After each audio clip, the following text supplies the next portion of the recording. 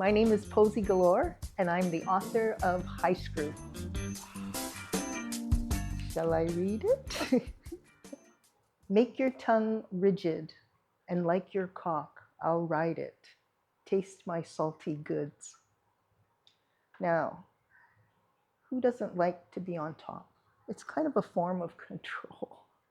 Don't we like a little bit of control once in a while? And then I added the twist with the tongue. And it's like, if you like it on top, riding on top, then you're gonna love it, riding a tongue, like a rigid tongue. I think the pervy side has always been inside, like from very young. You know, life gets in the way and you have a regular job and you know, and you do a little bit of writing, but it's not until later on when you have more time, like when you're retired, then you can spend more time and say, yeah, this has to be done. People need to read this stuff. And it's fun, you know, it's like, well, anyways, I think it's fun. Oh, I love this one. This one is, my eyes look upwards, seeing anticipation. I lick your pre-cum. Now, that's the weight and the tease. And you know, I don't know if you watch porn films, but the classic scene is always a woman on her knees and she's looking up to the guy, or he's looking down, and when their eyes meet, and it's that whole the anticipation of her going down on him, and he's like, you know, he's waiting for it, and then he gets hot, and then whoop, comes the free cum. So anyways, that's how that poem came about. A lot of thought went into designing this book. The first thing was that I wanted it really small so that people could carry it with them all the time, and it kind of gave it that kind of intimate. See, you could put it in your pocket, pull it out anytime you wanted, kind of go like this, you know, that kind of feeling. And then working with the designers in that, we felt that, you know, everybody needs a break. So they read, they're like, I'm so horny. So then we added these pause pages, which were real titillating illustrations. And there's like butt plugs and all kinds of cuffs, all kinds of, I don't even know if that really made you less horny. And then we decided to do this bindery in the back called Coptic bindery. And so the edges, it doesn't look finished, but it's just sewn. And that allowed us to allow it to open up, and it's pink, and then it opens up. And I don't know how many people get this, but if you need the answer to that, it's supposed to be a vagina.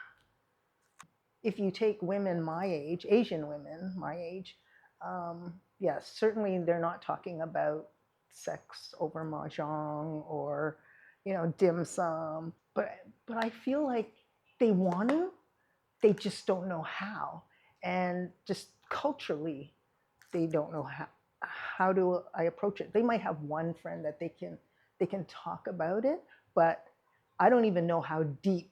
It's like you have separate friends. Oh, I can tell her everything, but I can only tell her the edited version. So I just, yeah, like it's important that it's an Asian writing it.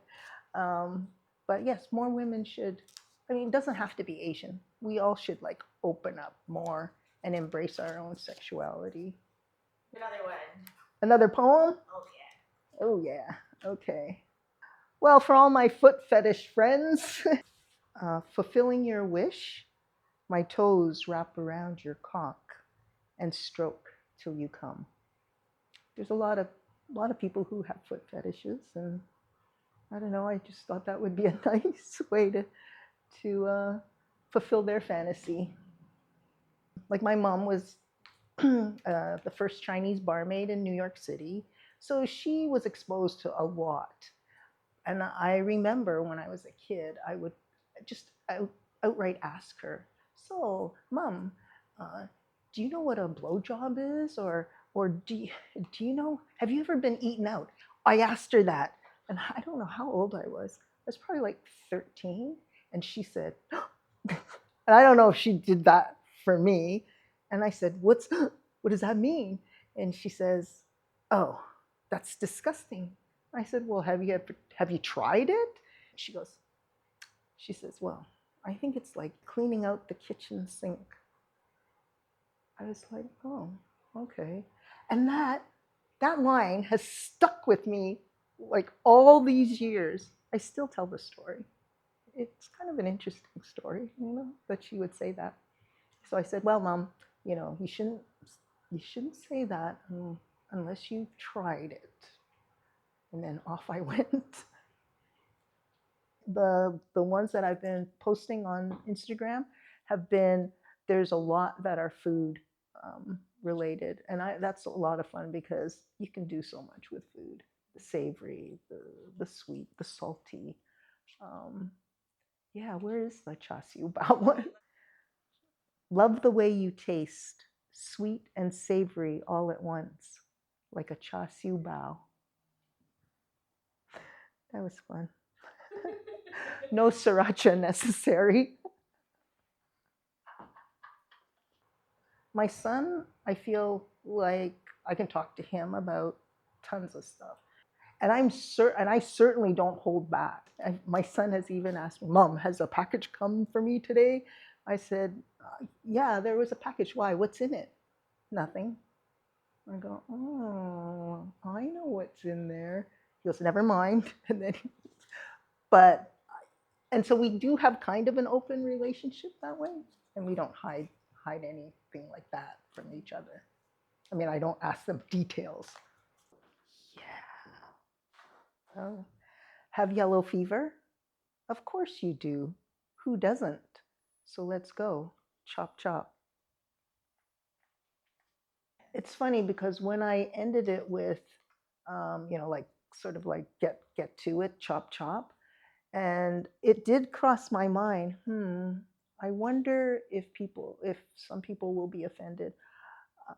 For me, coming from my generation, I didn't feel it was offensive. I thought it was, all my Asian friends who are same age, they're like, "Ha ha ha, that's really funny, chop chop." But I did think about it. But I thought afterwards, after I wrote it, I thought, you know what? I don't care. Like, that's me. So I'm just gonna post it. And if they want to throw shade, then let them. So far, I haven't had any shade. So I think I'm okay so far.